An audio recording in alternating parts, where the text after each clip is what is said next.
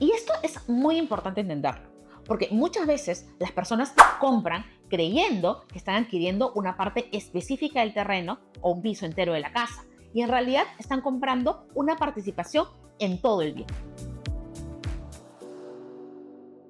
¿Puede un copropietario vender el bien, digamos, una casa o parte de ella, sin la participación del otro copropietario? Empecemos de lo básico. Imagina que tú y otra persona, digamos A y B, son copropietarios de un terreno de 1000 metros cuadrados, o tal vez de una casa de 2 pisos, y no se ha especificado nada sobre los porcentajes que le toca a cada uno. En este caso, la ley asume que ambos son copropietarios en partes iguales, 50% cada uno. Pero ojo con esto, porque el 50% de cada uno no se refiere a una parte específica del bien. Es decir, A no es dueño de la mitad derecha del terreno y B de la izquierda. Tampoco A es dueño del primer piso de la casa y B del segundo. Así no funciona la copropiedad.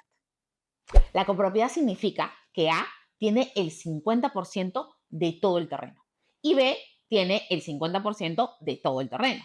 Lo mismo ocurre si se trata de una casa. Ambos son dueños en partes iguales de toda la casa, no de un piso cada uno. Ahora bien, ¿puede solo uno de estos copropietarios vender el bien, la casa o el terreno? La respuesta es no. Para vender el terreno, la casa o cualquier bien que esté sujeto a copropiedad, los dos copropietarios deben estar de acuerdo. Es decir, se necesita el consentimiento de ambos para vender el bien. Lo mismo pasa con el arrendamiento. Lo que sí puede vender sin necesidad del otro es la parte ideal o lo que llamamos legalmente la alícuota.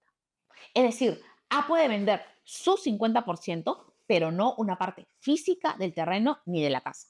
Puede vender sus acciones y derechos sobre ese bien sujeto a copropiedad. Y esto es muy importante entenderlo, porque muchas veces las personas compran creyendo que están adquiriendo una parte específica del terreno o un piso entero de la casa, y en realidad están comprando una participación en todo el bien. Acá viene otra pregunta clave. Si alguien, digamos X, compra la parte de A, ¿esa compra es segura? La respuesta es no, porque la ley le da al otro copropietario, en este caso a B, el derecho de retracto. ¿Qué significa esto? Que B puede decidir quedarse con esa parte que A le vendió a X, recomprándola al mismo precio que pagó el comprador. Esto es, pagándole a A.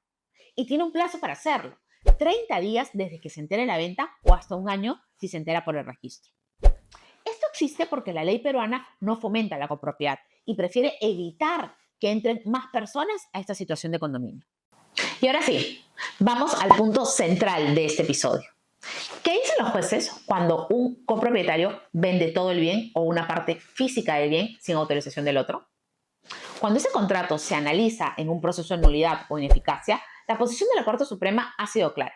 Este acto, el contrato, no tiene efectos jurídicos.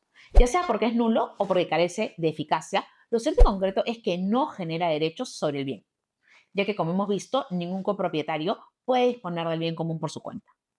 Pero el problema aparece cuando ese mismo contrato se invoca en un proceso de desalojo. Porque en lugar de rechazar el contrato, muchos jueces lo aceptan como título posesorio que te permite mantenerte en la posesión del inmueble, a pesar de que dicho contrato sea manifiestamente inválido. El resultado de este razonamiento es que el proceso de desalojo no prospera. Vale decir, rechazan el desalojo a pesar de que el título, el contrato de compra-venta, celebrado con uno solo de los copropietarios, no tiene efectos jurídicos. Y esto genera una contradicción grave. Por un lado, la jurisprudencia te dice que ese contrato no tiene validez, pero por otro lado, se acepta como título para justificar la posesión. Esto es una incongruencia, sobre todo teniendo en cuenta que en el corto pleno casatorio los jueces tomaron decisiones vinculantes sobre cómo proceder en los procesos de desalojo. La idea es que estos procesos sean rápidos, a fin de que el propietario o quien tenga derecho a la posesión tenga el bien en su poder y pueda disponer de él. En esta línea, el cuarto pleno casatorio sostiene que cuando alguien invoca un título en un proceso de desalojo, el juez debe evaluar preliminarmente si ese título tiene validez o no. Y si ese título es manifiestamente nulo, como ocurre en el presente caso, cuando uno solo de los copropietarios dispone del bien común, no debería tener un efecto, ni siquiera para poseerlo.